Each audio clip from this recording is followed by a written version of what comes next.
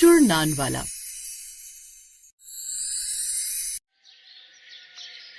मिलिए केशव से, जो कि मोहन नगर गांव के अंदर चुरचुर नान का ठेला लगाया करता। उसके नान खाने के लिए लोग दूर दूर से आया करते। और भाई काशी, कितने रुपए की थाली दी है और क्या क्या दे रहे हो अपनी चुरचुर नान की थाली में? भाई साहब, 80 रुपए में 2 सब्जी, 2 नान, रायता, सलाद सब है। बताइए, लगा दूं आपके लिए चुरचुर नान की थाली, बिल्कुल घर वाली। भाई 80 रुपए में तुम भर पेट खाना खिला रहे हो, 2 नान में तो पेट भर जाएगा। एक काम करो, 1 प्लेट लगा दो। अगर बढ़िया लगेगी तो 1 प्लेट अपनी घरवाली के लिए भी पैक करवा ले जाऊंगा। वैसे भी सुबह से मुंह फुला कर बैठी है। अभी लगा देता हूँ भाई साहब, आपकी बीवी और आप दोनों खुश हो जाएंगे मेरी चुरचुर नान की थाली खाकर। काशी ने अब उस ग्राहक को चुरचुर नान की थाली लगाकर दे दी और ग्राहक ने जैसे ही उसकी थाली खाई तो खुश होकर कहने लगा, सच में भाई मजा आ गया तुम्हारी चुरचुर नान की थाली खाकर। यार नान बनाते हो यार, तो मुंह में जाते घुल जाते हैं और सब्जियों का स्वाद भी बड़ा अच्छा है। और ये रायता भी कितना उम्दा है। एक रायते का गिलास और दे दो जरा।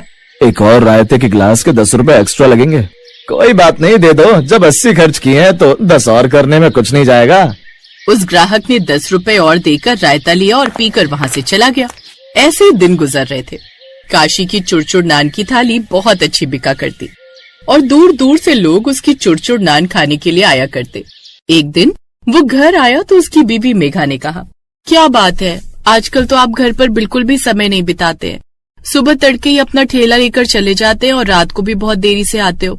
थोड़ा समय परिवार को भी दिया करो। ये सब कुछ मैं अपने परिवार के लिए तो कर रहा हूँ और मेरे ग्राहक भी तो मेरा परिवार ही है, इसलिए समय का पता ही नहीं चलता। मेघा, तुम फिक्र मत करो। जब मेरा काम अच्छे से जम जाएगा तो मैं अपने पास किसी आदमी को काम के लिए रख लूंगा और उसके बाद मैं परिवार के साथ समय भी बिताया करूंगा। ठीक है जी, मैं अभी आपके लिए खाना गर्म करके लाती हूँ, तब तक आप हाथ मुंह धोआओ। अब काशी और मेघा अपने 2 बच्चों के साथ में खाना खाते हैं और उसके बाद काशी सो जाता है। अगली सुबह वो जैसे ही अपने ठेले पर जाता है तभी वहाँ पर एक रघु नाम का आदमी आकर कहता है, साहब आपका नान का काम तो बहुत अच्छा चलता है, मुझे भी अपने साथ काम के लिए रख लीजिए। मुझे सिर्फ 5,000 रुपए महीना दे देना, मुझे काम की सख्त जरूरत है। साहब बड़ी उम्मीद लेकर आपके पास आया हूँ। रघु की इस बात को सुनकर काशी ने अपने मन में कहा, वैसे भी मेघा कहती है कि मैं उसे अपने ठेले की वजह से समय नहीं देता। अगर मैं इसको अपने साथ काम पर रख लूंगा तो इसी बहाने मैं अपने परिवार को समय भी दे पाऊंगा। ठीक है, तुम कल से आ जाना। तुम्हें सफाई करनी है और ग्राहकों को चुरचुर नान परोसने। पैसों का सारा बंदोबस्त मैं संभाल लूंगा, तुम्हें ग्राहक संभालने। अब काशी बहुत ज्यादा खुश था क्योंकि रघु उसके पास काम करने के लिए सस्ते दाम पर जो आ गया था। ऐसे ही अगले दिन जब काशी किसी काम में व्यस्त होता है तो एक औरत चुरचुर नान खाने के लिए आती है और रघु उससे कहता है, बहन जी, काशी भाई की चुरचुर नान होते तो बहुत अच्छे हैं, लेकिन ये 1 हफ्ते पहले से ही सब्जी बनाकर रख लेते हैं। मेरी मानो तो आप भोला नाम वाले के पास जाकर नान खा लीजिए, वो बिल्कुल ताजा नान बनाता है, वो भी 60 रुपए प्लेट में। सच में भाई, अच्छा हुआ तुमने मुझे बता दिया। वैसे भी जो इंसान ठेले पर काम करता है उसी को पता होता है कि अंदर खाना कैसे बन रहा है, किस तरह का सामान इस्तेमाल हो रहा है। वो औरत ही बोलकर बिना नान खाए वहाँ से चली जाती है।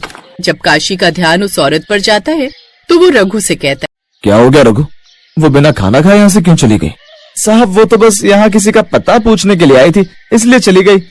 रघु ऐसे ही कई ग्राहकों को कुछ भी झूठ बोलकर काशी के ठेले से भगा दिया करता, या फिर जब वो नान खाने के लिए आया करते तो उनकी सब्जी में ज्यादा पानी मिला दिया करता, जिस वजह से सब्जी का स्वाद बिगड़ जाया करता। काशी का काम धीरे धीरे कम हो गया था। उसे एक दिन घर पर उदास बैठे देखकर उसकी पत्नी ने कहा, क्या बात है जी, अब तो आप परिवार के साथ समय भी बिताने लगे हैं और रघु ने आपका काम भी संभाल लिया है, फिर भी आप बहुत ज्यादा उदास नजर आ रहे हैं। सब कुछ ठीक तो है ना? मेघा, मुझे समझ में नहीं आ रहा कि जब से रघु आया है तब से तो काम बढ़ जाना चाहिए, बल्कि काम दिन पर दिन घटता जा रहा है। कभी कभी हमारी आंखों के सामने ही सच्चाई होती है, लेकिन हमें नजर नहीं आती। आपको थोड़ा सतर्क रहना चाहिए। ये काम आपने अपने खून पसीने की मेहनत से खड़ा किया है। मेघा की बात काशी को बिल्कुल ठीक लगती है, जिसके बाद अब वो रघु पर नजर रखने लगता है। एक दिन काशी रघु को ठेला बंद करने के बाद भोला नान वाले के पास जाते देख लेता है, जो उसे 500 रुपए देकर कहता है, ये ले रघु तेरे इस हफ्ते के पैसे। बस ऐसे ही काशी के सारे ग्राहकों को भड़काकर मेरे ठेले पर भेजता रहना। जैसे उसका ठेला बंद होगा ऐसे ही मैं तुझे माला माल कर दूंगा। काशी को सब कुछ समझ में आ जाता है कि रघु ने उसके साथ विश्वासघात किया था। जिसके बाद अब अगले दिन जब ठेले पर रघु आता है तो काशी कहता है, तुम्हारी इस ठेले पर कोई जरूरत नहीं है रघु। अब से तुम भोला के ठेले पर ही जाकर काम करोगे और तुम्हें तुम्हारे पूरे महीने की तनख्वाह मैं दे दूंगा, क्योंकि मैं तुम्हारी तरह बेईमान नहीं हूँ। लेकिन तुमने मेरे साथ बेईमानी करके बिल्कुल भी ठीक नहीं किया है। मालिक मुझे माफ कर दीजिए, उसने मुझे पैसों का लालच दिया था। कोई बात नहीं, तुम अपना लालच अपने पास रख लो और मैं अपने नान का ठेला और अपनी वफादारी अपने पास रख लेता हूँ। काशी अब रघु का हिसाब किताब करके उसे वहाँ से भेज देता है, जिसके बाद वो फिर से खुद मेहनत करके चुरचुर नान बेचने का काम शुरू करता है। उसके जितने भी ग्राहक उसके ठेले पर आने बंद हो गए थे, वो धीरे धीरे वापस उसके ठेले पर आने लगते हैं। वहीं भोला भी रघु को दुत्कार कर भगा देता है। अरे चल निकल जाए यहाँ से, मैं तुझे नहीं पैसे देने वाला हूँ और न ही तुझे काम पर रखने वाला हूँ। एक काम दिया था तुझसे, वो भी ढंग से नहीं हुआ, निकल जाए यहाँ से। रघु ने खुद से कहा, मैंने चुरचुर नान वाले भाई साहब के साथ बहुत गलत किया, शायद मुझे उसी की सजा मिल रही है। अब इस गांव में मेरा रुकना ठीक नहीं, मैं ये गांव छोड़कर चला जाता हूँ। जहाँ एक तरफ रघु अब गांव छोड़कर चला जाता है, तो वहीं भोला अपनी चालबाजियों के बाद भी काशी के ग्राहकों को अपनी तरफ आकर्षित करने में नाकामयाब रहता है। काशी ने फिर से बढ़िया सब्जी और नान बनाने शुरू कर दिए थे, जिससे ग्राहक खुद ही उसके ठेले पर चले आते। कुछ भी बोलो काशी भाई साहब, जब से आपने रघु को अपने ठेले से हटाया है बहुत बढ़िया किया। मैंने तो उसे खुद कई ग्राहकों को चुगली करते हुए सुना था, लेकिन फिर मैंने इस मामले में पड़ना ठीक नहीं समझा। हाँ भाई साहब, वो जानबूझकर हमें सब्जी में मिलावट करके देता था और नान भी ठंडा देता था ताकि हम आपके ठेले पर आना बंद कर दें। लेकिन देखो, आखिर उसकी सारी चाल नाकामयाब हो गई और आपके चुरचुर नान का स्वाद हमें आपके पास खींच कर ले आया। अब मैं किसी पर भी आंख मूंद कर विश्वास नहीं करूंगा। बहन जी, आप चिंता मत कीजिए, मेरे ग्राहकों को हमेशा बढ़िया चुरचुर नान खाने को ही मिलेंगे। और इस तरह कर चुरचुर नान वाला अपने जीवन में हमेशा सफलता हासिल करता है।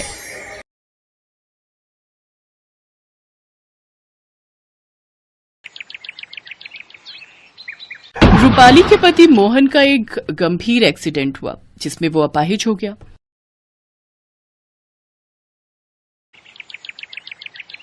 अब वो घर पर ही रहने लगा, जिससे घर चलाना मुश्किल हो गया। रूपाली के साथ उसकी सास विमला भी रहती थी, जो रूपाली को बहुत परेशान करती थी।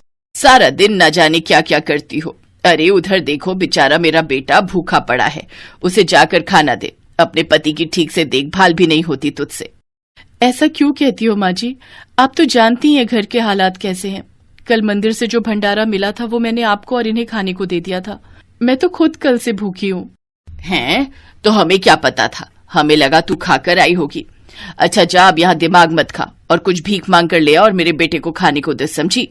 रूपाली घर से निकल गई। कुछ दूर चलने पर उसकी नजर एक ढाबे पर गई, जहाँ से बहुत अच्छी खुशबू आ रही थी। वो उस ढाबे के डस्टबिन की तरफ जाती है, फिर उसमें से रोटियां बिनकर घर लाती है और अपने पति को खाने को देती है। उसमें से कुछ रोटी वो अपनी सास को भी देती है। फिर वो अगले दिन उस ढाबे के मालिक से मिलती है। सेठ जी, ये रोटियां कैसे बनाते हो, मुझे भी बताइए ना। वो तो तुम यहाँ काम करके सीख सकती हो। वैसे भी मुझे यहाँ काम वाली की जरूरत है, लेकिन हाँ, कुछ पैसे नहीं मिलेंगे, बस दिन की 6 रोटी मिलेंगी, समझी? और जब तुम काम सीख जाओगी तो कुछ पैसे भी दे दूंगा।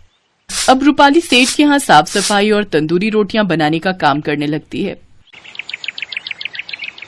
फिर कुछ दिन बाद एक रोज उसने सेठ जी से कहा, सेठ जी, अब तो मैं तंदूरी रोटी बनाना सीख गई हूँ, अब तो आप मुझे कुछ तनख्वाह दे दीजिए। अच्छा, जो मेरे यहाँ से रोज की 5-6 रोटियां लेकर जाती है उसका क्या? अन्य क्या मुफ्त में आता है? एक तो मैं फ्री में खाना देता हूँ, ऊपर से इसे पैसे भी चाहिए।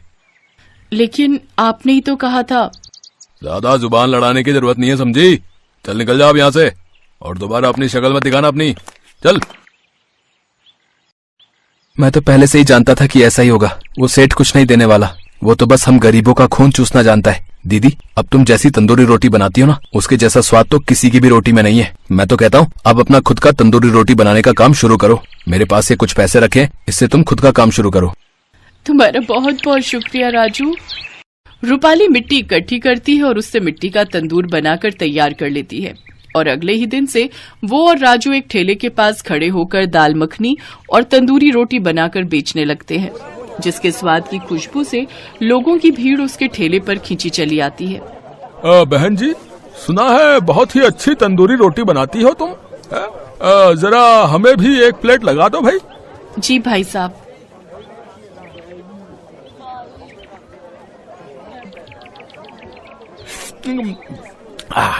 भाई वाह, लाजवाब, क्या स्वाद है इसमें। आहा, मजा ही आ गया। वाह वाह वाह वाह। अब तो आसपास के गांव से भी लोग उसके ठेले पर आने लगते हैं। राजू और रूपाली दोनों मिलकर खूब मेहनत करते हैं और उन्होंने खुद का एक ढाबा खोल लिया।